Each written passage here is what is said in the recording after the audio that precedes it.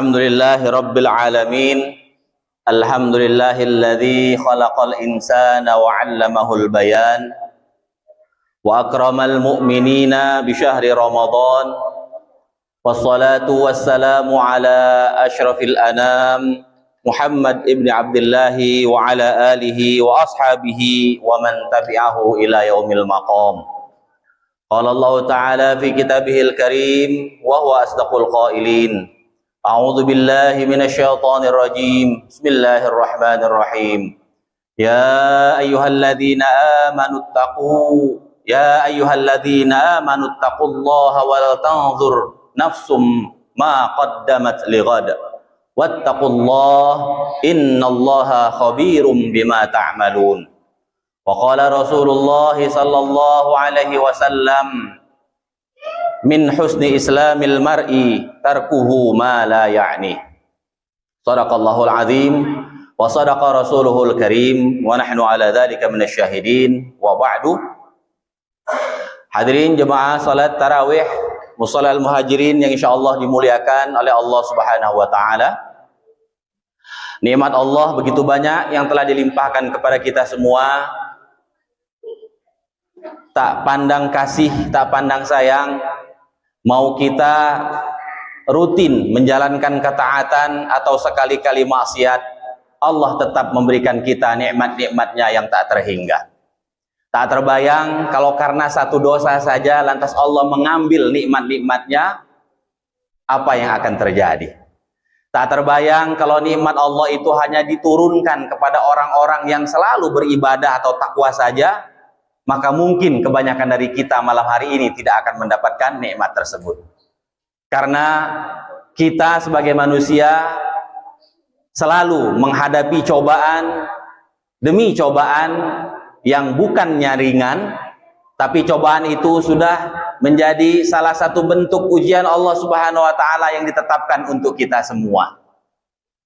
Dengan datangnya Ramadan, Allah menguji kita untuk mengendalikan nafsu biologis kita, untuk mengendalikan hawa nafsu yang ada dalam diri kita. Hadirin rahimakumullah, kita tahu bahwa Allah Subhanahu wa taala menjadikan manusia ini menjadi bagian dari salah satu makhluknya. Manusia berada di antara taatnya malaikat dan juga nafsu hewannya para binatang. Manusia dibekali akal pikiran, tapi di sisi yang lain manusia juga dititipi oleh Allah Subhanahu wa taala kemampuan atau hasrat biologis. Yang dengan dua hal itu kita diminta atau kita diarahkan oleh Allah Subhanahu wa taala untuk memilih jalan yang telah disediakan. Mau ke kanan atau ke kiri, dengan dua bekal akal dan juga nafsu tadi, itu merupakan bentuk ujian lainnya yang Allah berikan kepada kita semua. Ketika Ramadan datang, Allah mengajarkan kepada kita bagaimana caranya mengendalikan diri. Hal-hal jangankan yang haram, yang halal saja dibatasi saat Ramadan. Makan itu boleh. Minum itu boleh. Begitu juga dengan mungkin beristirahat yang penuh tanpa batas waktu, itu juga tidak jadi masalah sebenarnya. Tapi saat Ramadan datang, Allah menginginkan kita mengendalikan hal-hal tadi. Bahkan berbicara pun harus dikendalikan. Istirahat harus dikendalikan. Ibadah juga harus kita kendalikan dengan sebaik mungkin, sehingga betul-betul Ramadan yang Allah Subhanahu wa taala titipkan umur kepada kita semua untuk dapat menjalaninya di tahun ini dapat kita maksimalkan sebaik mungkin. Rasulullah Muhammad sallallahu alaihi wasallam dalam salah satu hadisnya bersabda, "Idza jaa Ramadan futihat abwabul jannah wa ghulliqat abwabun nar wa suffidatisy syayatin." Kata Rasulullah, saat Ramadan datang, maka pintu-pintu surga akan dibuka lebar dan pintu neraka akan ditutup serta para setan akan dibelenggu. Namun yang kadang jadi pertanyaan, bagaimana mungkin dengan yang telah disebutkan dalam hadis tadi, kok masih banyak orang yang melakukan kemaksiatan atau keburukan dalam Ramadan? Apa yang salah? Apakah mungkin ada setan yang keluar dari belenggunya? Ataukah mungkin tak sengaja pintu neraka ternyata terbuka? atau mungkin tidak sengaja juga pintu surga malah tertutup. Mengapa kita masih mendapati orang-orang yang mungkin melakukan keburukan di bulan Ramadan atau bahkan kemaksiatan? Yang jadi masalah atau yang jadi kendala bukan dari Ramadannya, bukan dari janji Allah Subhanahu wa taala. Tetapi kita mesti ingat bahwa dalam salah satu hadis yang lain, tatkala para sahabat dan Nabi besar Muhammad pulang dari suatu peperangan, Nabi bersabda, "Raja'tum minal harbil asghar ya, ilal harbil akbar." Kalian ini baru saja pulang dari perang yang kecil menuju perang yang lebih besar lagi. Para sahabat kaget, betapa tidak. Mereka baru saja pulang dari peperangan yang begitu besar dan begitu dahsyatnya, yang menelan banyak korban, tapi malah kata Rasulullah, mereka baru pulang dari peperangan yang kecil.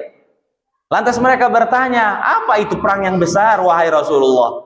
Kata Rasulullah, perang menghadapi hawa nafsu. Musuh bisa kelihatan, musuh dapat kita bidik, musuh dapat kita kenali. Tapi hawa nafsu adalah sesuatu yang ada dalam diri kita, yang jika kita tidak mendapatkan rahmat dari Allah Subhanahu wa taala, maka mustahil kita dapat mengendalikannya dengan sebaik mungkin.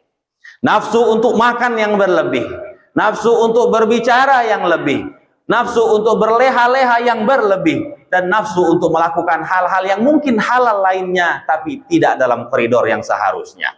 Maka dari itu para hadirin sekalian, bapak-bapak dan ibu-ibu, mudah-mudahan dengan datangnya Ramadan ini kita dapat mengendalikan nafsu kita dengan sebaik mungkin, dapat mengendalikan keinginan yang sebenarnya halal dengan sebaik mungkin. Makan diatur, berbicara diatur, mendengar diatur, melihat diatur, dan lain sebagainya macamnya juga harus diatur sesuai dengan apa yang Allah Subhanahu wa taala telah berikan panduan-panduannya. Sebagaimana kita sampaikan di pertemuan yang lalu, bahwa ada banyak hal yang ternyata dapat menggugurkan pahala puasa, maka berhati-hatilah. Bisa jadi puasa kita tetap sah, bisa jadi puasa tarawih kita tetap berjalan, tapi di balik itu ternyata tidak ada yang kita dapatkan kecuali lapar, dahaga, capek, dan begadangnya saja. Na'udzubillah, summa na'udzubillah min zalik. Segala potensi kebaikan, mari kita maksimalkan. Dan segala potensi keburukan, mari kita tutup rapat-rapat.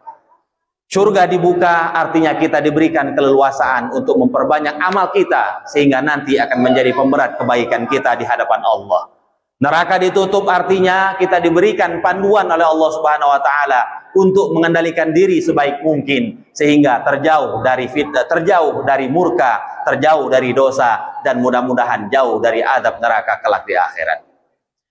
Demikianlah apa yang dapat kita bagikan pada malam hari ini, mudah-mudahan bermanfaat.